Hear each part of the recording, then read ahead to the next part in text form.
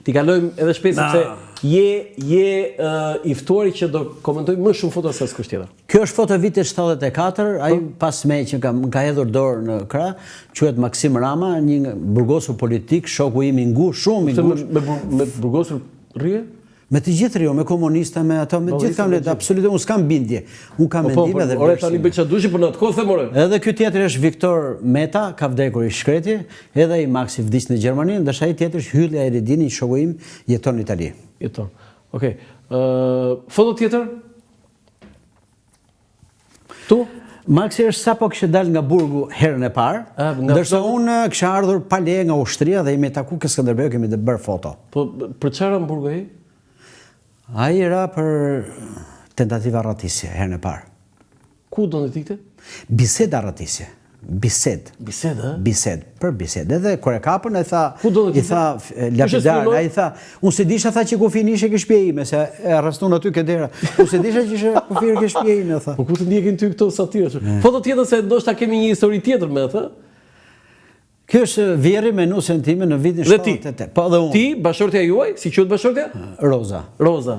Dhe vjerri si quhet? Muharrem. Muharrem. Po, ku jeni këtu? Në Pogradec, ne ishim dashuri, i thash unë do hikim atje, bëm celebrimin urgjent, vetëm ky e dinte që unë doja të bien, ishte burr shumë emancipuar, ushtarak. Çfarë vetëm e dinte ai? Vetëm ky e dinte që unë isha i dashuruar me vajzën edhe do ikim Pogradec. Ai e dinte babai dhe vetëm se dinte askush tjetër? Askush tjetër. Dhe ne ikëm Pogradec. Ajo skandalizuar, ai tha di unë tha, po kështu është historia ime dhe erdhim Pogradec sepse kishte dëgjuar që ai është i krisur dhe mund të arratiset. Kisha në vajzës. Ti ishe i krisur? Nuk e di. Edhe erdhi, morëm një vark, po bënim xhiro në Drilon. Kur ishim aty afër, thash unë dua të hikim atan, thash. Ku ti kishte? Anim atan. Thyf qafën, tha, po vajzën do ta marr në Tiranë, tha. Në fakt kjo u trem, tha, pse ja thetha se mos denoncoj babi, tha. Ky iku 2 herë në ditë nga reparti tia merrte në Pogradec. Po çfarë punë bënte babi? Ishte shefi i zyrës sekrete në repart ushtarak. Shefi i zyrës sekrete, çfarë do të thënë? Po, dokumenta sekrete kishte. Dokumenta sekrete, jo i sigurimit, jo kështu. Jo, ishte me ushtrin. Po. Dhe po kur nuk më denoncoi për maninë time për të arratisur. Kur, ë? Kur nuk më denoncoi. Tu çfarë viti jeni luan? 78-ën. 78-ën. Po dhe iket apo sike? Jo, nuk ik atëherë, ku ti kisha unë atëherë. Pse i the kohë pastaj që ky merrte 2 herë në ditë telefon, mëngjes në darkë merrte ke hoteli, i thoshte ke kampi, i thoshte ke dhoma 27, ma thritë Çikarozën. Edhe theshin Roza të kërkohem poshtë. Zbriste kjo fliste me tja. I thashën, do babi do mos sigurua jemi këto, po jemi arratis. Foto tjetër. Sa e bukur. Ti ç'mendër më thoshte mua kë. Kjo është një fotografi meshkujt e familjes time me fjalë. Unë, baba im dhe Elio. Elio. Do të flasim pas me. Baba juaj, ë? Nga Elio? Unë jam me origjinë nga Berati. Nga Berat? Nga, po. Baba im, kur dola fotografi, këtë ishte një fotograf, atë hajde, thashëm më xhiri çik me Pilo Pelisterin. Ai e pa kështu tha, e kam pas drejtor, tha Nozin, traktor, burr zotni, tha. Bëri fotografit, nuk do pakush asgjë, tha, pas jave bëhen gati ato, tha, fotot. E s'm ka marrë asnjë lek se kujtoj se është Pilo Pelisteri.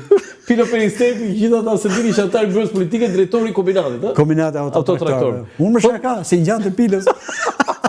Ai po, është. Babai vdiq 96 vjeç. Do kap ke 100 centim domethënë. Shok mik me Muslim Ketën. Me atentatorin? Atentatorin. Vetë s'ka bërë atentate kur, po ka qenë shumë mik me Muslim Ketën. Për atentatorin Muslim Ketën? Jo, nuk thoshte asgjë, qante, vetëm sa herë që kishte dëgjote edhe këngë për Muslim Ketën. Ishte aksident ajo apo e vran Muslim Ketën? Nuk e di, çfarë them. Çfarë thoshte ai apo ti? Nuk thoshte kurrë asnjë gjë. Ky s'fliste, ky më thoshte më vetëm mbyll gojën. Ai do të vrisë edhe në Verozhë. Jo, ky kishte vlerësim për regjimin, për një kishte komunist, sepse thoshte ti se di, thoshte që ke shtëpia motor shtat në Goxha Tazimi ka pas ferra. Dhe Shqipëria është transformuar, po ku merr veshti? Unë Parneta vura dhe Emil Luan, thoshte se ti e kafsh. Më thoshte mua. Kum ngazmon. Foto tjetër. Tani kjo është familja jote. Tregoj çik për familjen.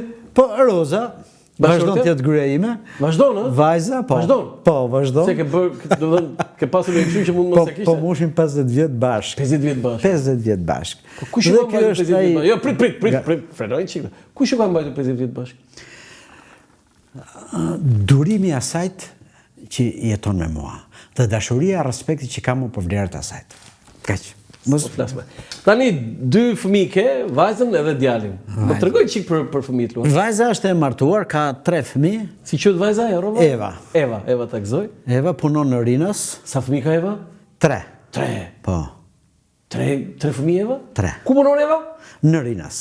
Çfarë punon bën? Atje ku kalojnë pasagjerët aty me këto check-in-in. Si jeton Eva? Ka, do të thënë, në linjën të ngjan ty, mamas? Kjo ka shumë dëshirë të thonë ja babit. Ka shumë dëshirë. Ka shumë dëshirë. Ai majmuni i vogël që është 35 vjeç tash. Mos i thoj djalit majmunore. Po pritën na thoni që për Evën një. Eva. Çfarë bën dije ju? Si çfarë bën një kështu dije ju me tullumbacëme? Bëm një inaugurim.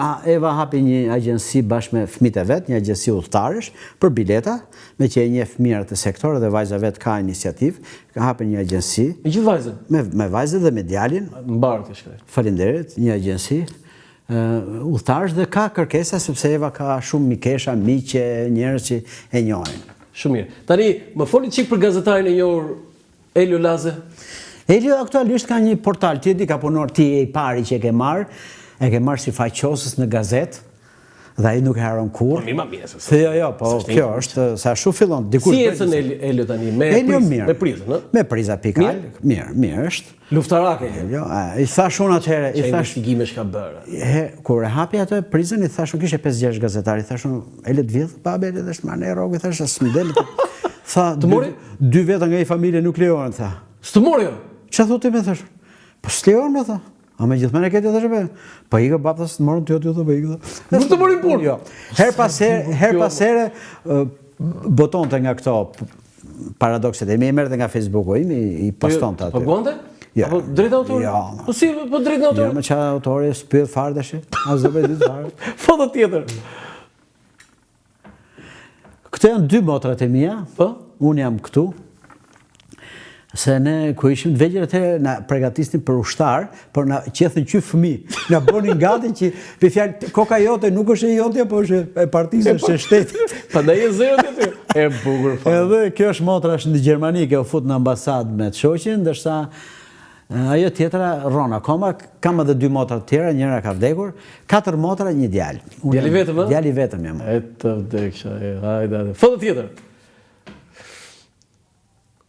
Këtu ku drejtoja ke televizioni Koço Kokëdhimës, ke Radio 2.